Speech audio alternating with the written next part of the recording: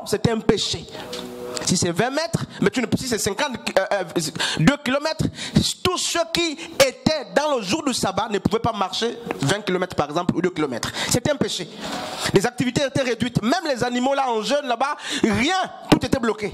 Et c'est ce jour du sabbat que Yeshua va guérir quelqu'un qui souffrait depuis 38 ans. Et les pharisiens religieux, je reviens sur ça, vont dire que ce n'est pas normal. Mais comment tu peux guérir le jour du sabbat? Regardez les pharisiens. Ce qui les importait, c'était le respect strict des traditions et non pas la miséricorde. Ils n'étaient pas miséricordieux. Ils ne connaissaient pas les plans de Dieu. C'est comme à l'église. Pasteur Christ, comment tu peux faire prêcher un tel? Frère, écoute-moi bien, sœur. Écoute-moi. Je ne suis pas religieux. Je refuse de plus en plus la religion. Alors toi, tu vois que le frère vient d'arriver. C'est inadmissible qu'il prêche. Oui, ça c'est normal. Ça c'est normal. C'est la norme, c'est la religion. Mais Dieu n'est pas toujours dans les normes. Il y a des jours où il va casser la norme. Pourquoi? Il va vouloir faire sa volonté. Mais comment la maman vient d'arriver, tu l'as dans le micro, elle peut détruire l'église. Frères et sœurs, si c'est orienté par Dieu, elle ne détruira pas. Ça c'est les religieux qui parlent comme ça. Mais comment tu peux confier la responsabilité au frère Teddy? Mais il est jeune, il est encore jeune. Parce que dans l'église, on a dit qu'il faut un certain âge. Oui, ça c'est normal. Ça c'est la religion. Mais Dieu est au-dessus des religions. Il est au-dessus du phénomène religieux. Il peut faire ce qu'il veut. Hommes et femmes de Dieu, c'est vrai, on veut la norme, mais que nos normes soient soumises à la puissance de la parole de Dieu. Dieu n'est pas contre nos normes, mais Dieu peut se servir de nos normes. Il peut être au-dessus de nos normes. Il peut faire éclater sa volonté. Non frère, ce n'est pas normal. Mais le frère là, la soeur là, il vient de tomber dans le péché, là, frère pasteur Christ. Mais tu as, mets sous discipline d'abord. Non, moi je ne parle pas comme ça. Toi-même, mets-toi aussi sous discipline parce que tu n'es même pas parfait. Tu es même pire parfois. Dieu nous aide. Hein? Vous dites, frère. Et qui vient me dire de mettre la soeur sous discipline? Moi, je vérifie, tu es 4000 fois que la soeur ou le frère. Mais c'est toi-même quand tu te mets sous discipline, d'abord toi-même. Religieux. Ah non, mais quand on tombe dans le péché de l'adultère, il faut la sous-discipline, pasteur Christ. Oui, c'est biblique. Mais qu'est-ce que Dieu dit par rapport à cette circonstance présente? C'est ça la pensée de Dieu. Qu'est-ce que Dieu dit? Le phénomène religieux dit, quand quelqu'un a péché, on l'écarte. Il dit, il faut sanctionner. Ça c'est normal. Mais qu'est-ce que Dieu dit par rapport à ceci? Celui qui tombe dans le péché, si je sanctionne, je vais te sanctionner. Ça c'est normal, on te sanctionné. Mais pour tous les cas là, c'est pas comme ça que ça se passe. On écoute aussi Dieu.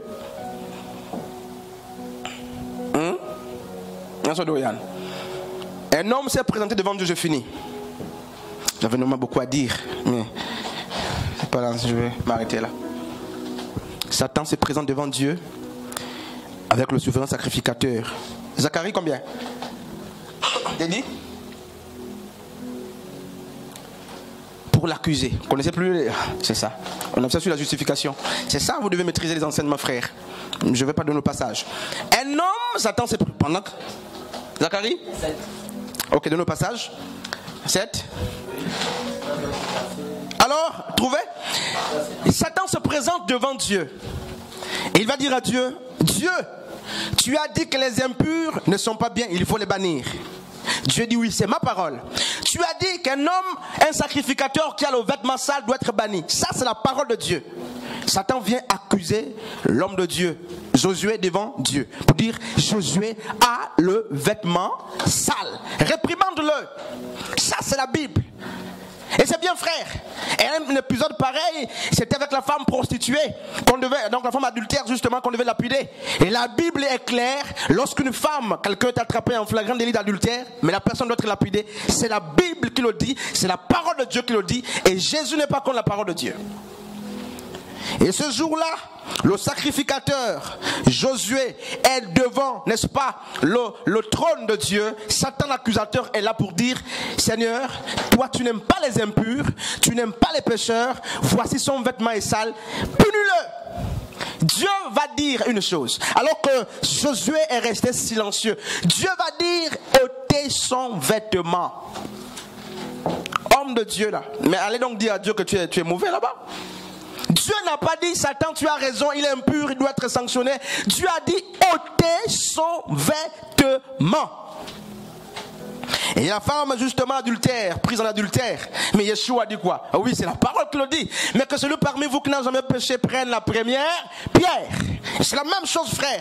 Donc pour chaque cas, Dieu a parfois un message à donner. Mais les hommes religieux, la religion a remplacé la relation.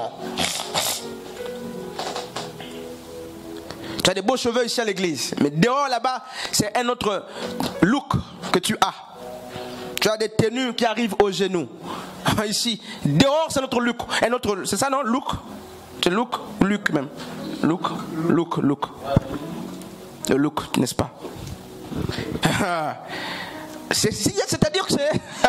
Mais en fait, parce que on a dit aux gens, soyez des religieux. Ce qui importe, c'est qu'on te voit avec l'habit d'un religieux. Beau petit tissage simple, pas d'extravagance. Les mèches bien propres, pas de sourcils, pas de paupières, tout qu'on met tout. Mais là, tu es propre.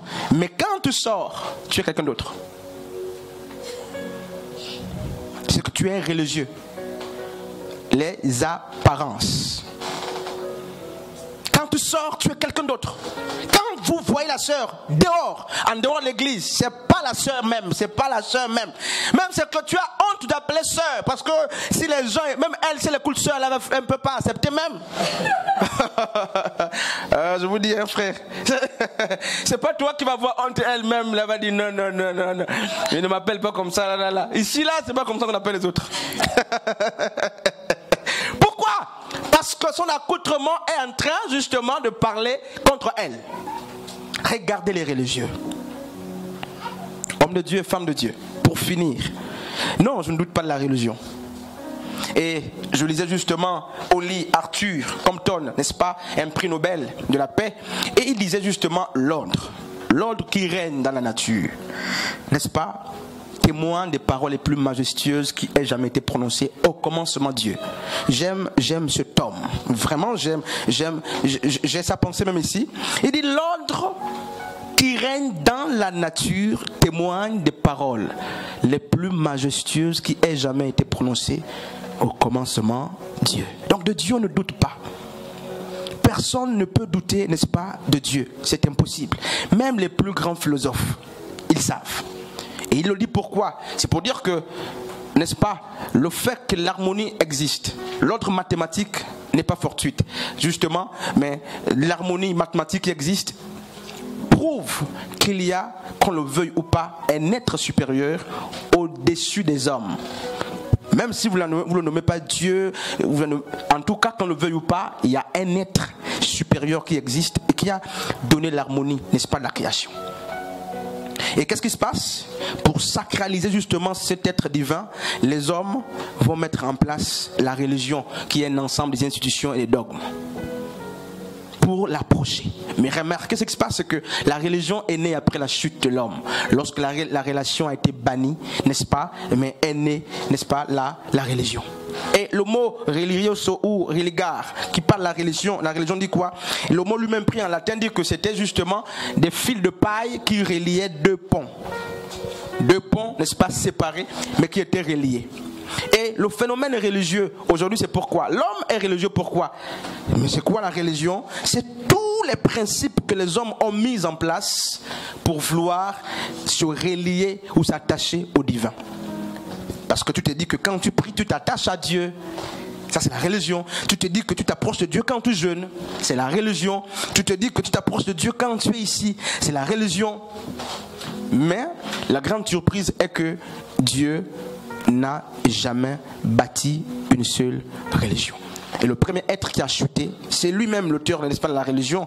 Après le jardin, alors que dans le jardin l'homme était en relation, il va sortir et les faits religieux vont commencer à naître. Donc la religion est même la conséquence de la perte de la relation.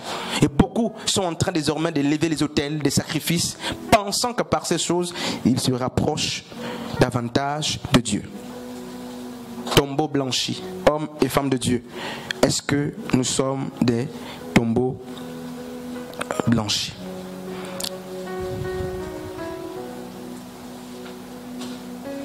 Est-ce que tu es un tombeau blanchi? J'aimerais lire quelques passages dans ma Bible. Avant de finir, Matthieu chapitre 23, à partir du verset 27 à 28, je vais lire. Malheur à vous, scribes et pharisiens hypocrites, parce que vous rassemblez, n'est-ce pas, vous ressemblez à des sépulcres blanchis qui paraissent beaux au dehors et qui au dedans sont pleins d'ossements de mort et de toute espèce d'impureté. Je vais relire ça 3 fois même. Malheur à vous, n'est-ce pas, scribes et pharisiens hypocrites. Matthieu 23, 27 à 28. Parce que vous ressemblez à des sépulcres blanchis, donc de tombeaux blanchis, qui paraissent beaux dehors, et qui au-dedans sont pleins d'ossements de mort et de toute impureté. Vous ressemblez à des sépulcres blanchis qui paraissent beaux à l'extérieur. Alors, qu'est-ce qui fait ta beauté extérieure? Ton parler en langue, ton don, ton vêtement, ton assiduité, ta ponctualité. Qu'est-ce qui fait ta beauté extérieure?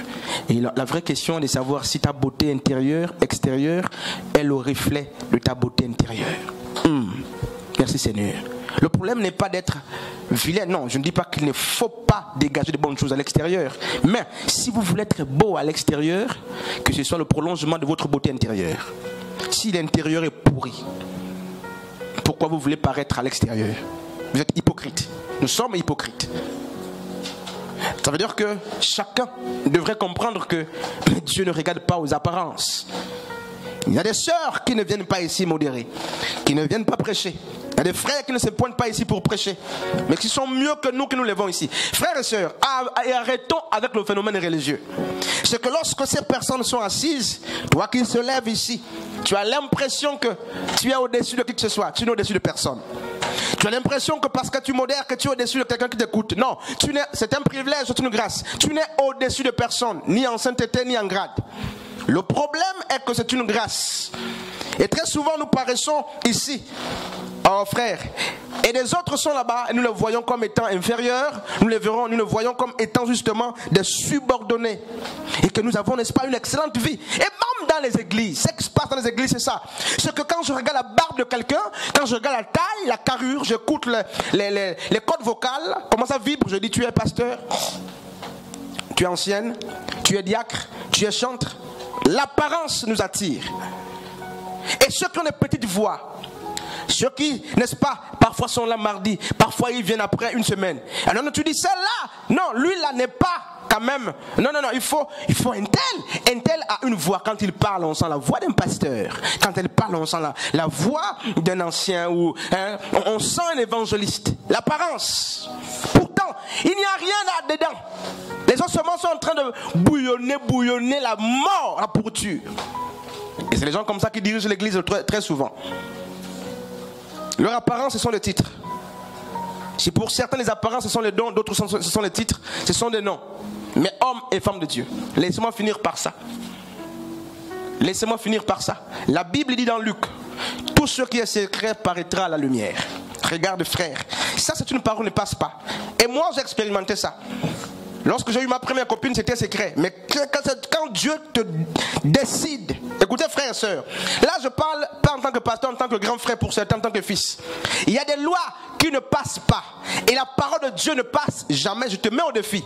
La parole de Dieu ne passe jamais. Si Yeshua a dit, ce qui est secret paraîtra, ça paraîtra. Quelles que soient les circonstances, peut-être pas à l'église, peut-être pas, ça peut être au quartier, ça peut être ailleurs, ça peut être 1000 ans après, ou en tout cas, on ne sait pas comment, paraître égale paraître. Ça dépend de la nature. Nous étions là, frères et sœurs. Personne n'y vu nous connu. Et c'était une femme chantre même. Quand Dieu va décider de mettre ça en surface, il se saisira des choses qui ne sont pas des occasions favorables.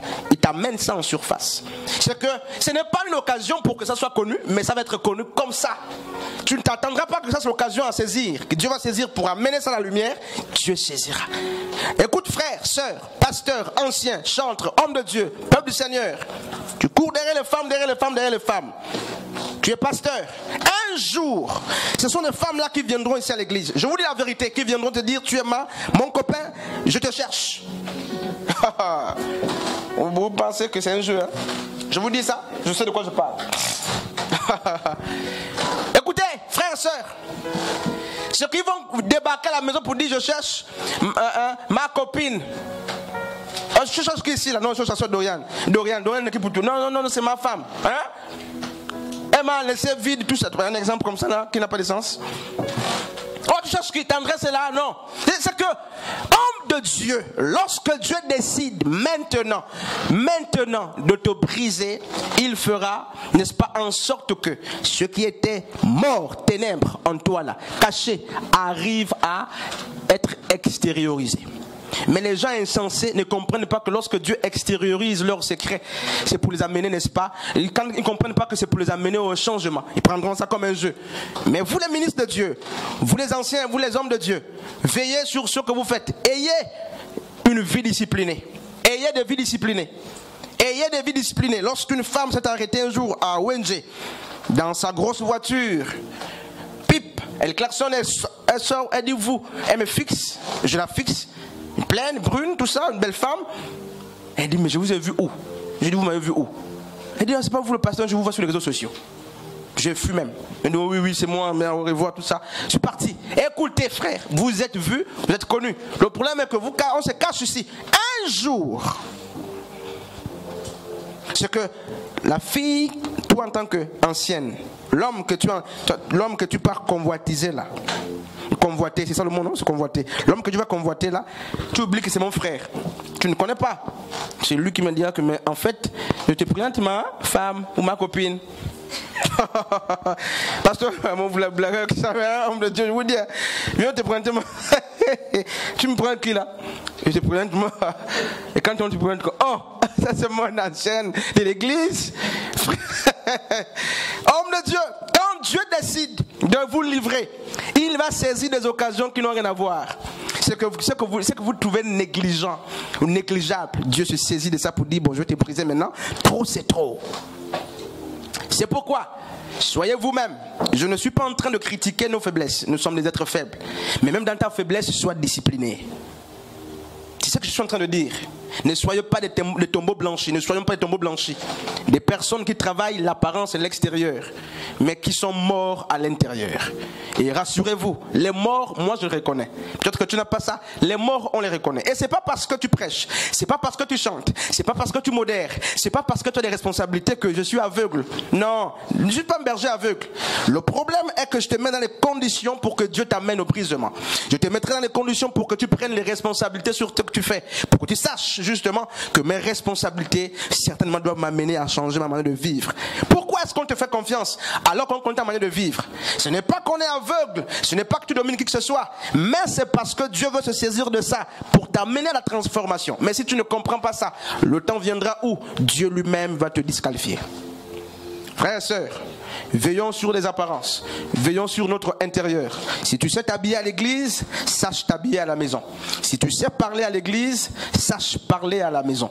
Si tu sais te tenir à l'église, sache aussi te tenir à la maison. S'il y a deux comportements, tu es hypocrite. Tu es dans l'hypocrisie. Si tu sais donner aux gens seulement à l'église, tu ne fais pas la maison, tu es dans l'hypocrisie. Tu es hypocrite. Et c'est ce que la Bible dit, hypocrite que tu es. Hein, frère, c'est pas moi qui ai dit le mot hypocrite là. C'est pas moi, homme et femme de Dieu.